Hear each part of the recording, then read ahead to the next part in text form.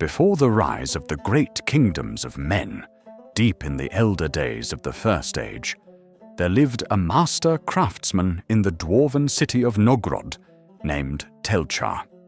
While many legends attribute the great weapons of Middle-earth to elven smiths, it was Telchar's dwarven hammers that forged some of history's most pivotal items.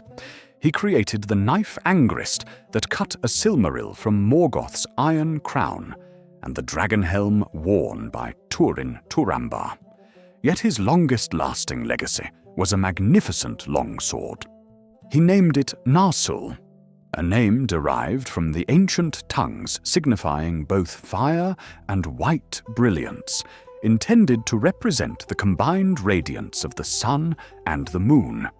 How this dwarven masterpiece passed to the race of men is lost to the mists of time. Perhaps it was a gift of deep friendship to the Edain fathers, or perhaps it came later through trade with the burgeoning island realm of Númenor.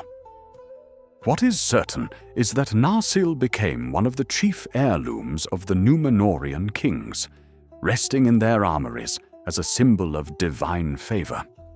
When the shadow fell upon Númenor and the land was swallowed by the sea in the great cataclysm, Narsil was among the few treasures saved by the faithful.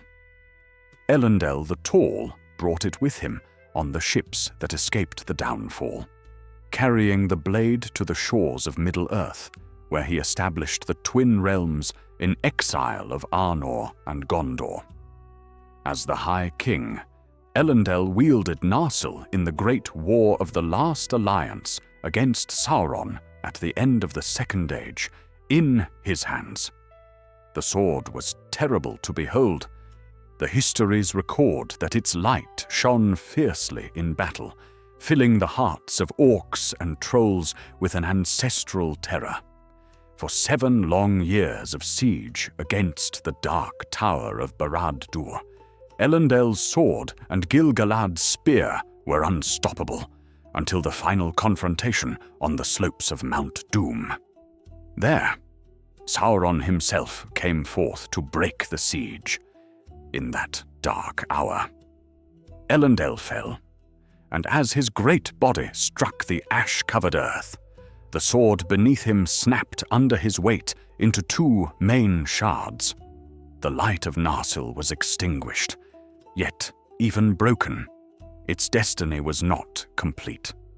Elendil's son, Isildur, seized the hilt shard, the piece that still held his father's grip, and with a desperate final strike, he cut the ruling ring from the Dark Lord's hand, dissolving Sauron's physical form and ending the age.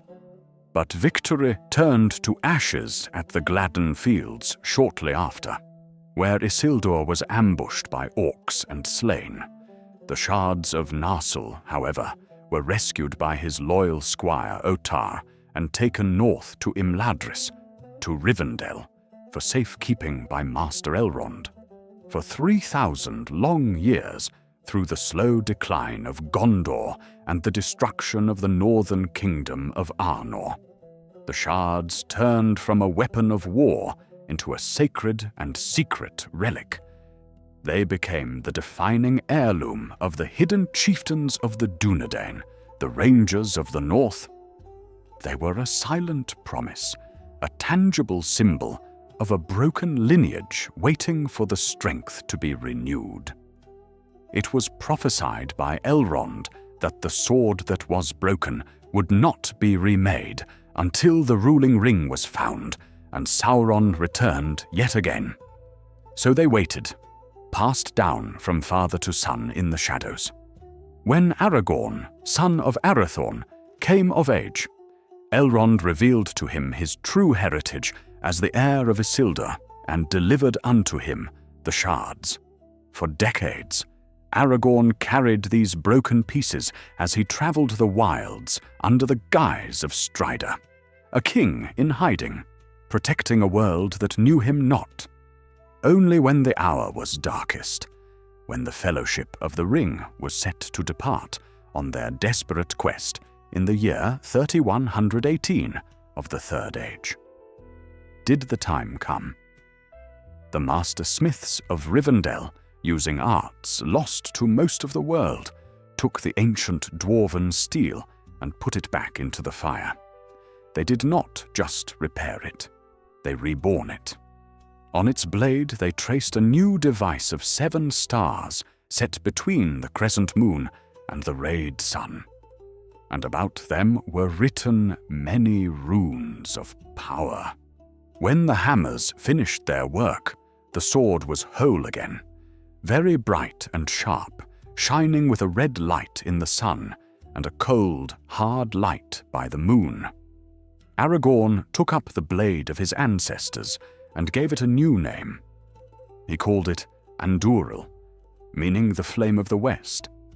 It was no longer just a weapon. It was a declaration of identity. When Aragorn drew Andúril from its sheath, it was the herald of the return of the king. With this blade, he commanded the respect of the Rohirrim riders. But its greatest test came before the Dark Stone of Eric, where Aragorn summoned the Dead Men of Dunharrow to fulfill their ancient oath. The Shades recognized the sword of Elendil, the blade that had commanded their allegiance millennia ago, and they obeyed its new wielder. From the corsairs at Pelargir to the blood-soaked Pelennor fields, and finally before the Black Gate of Mordor itself, Andúril flashed, a beacon of defiance against the encroaching shadow.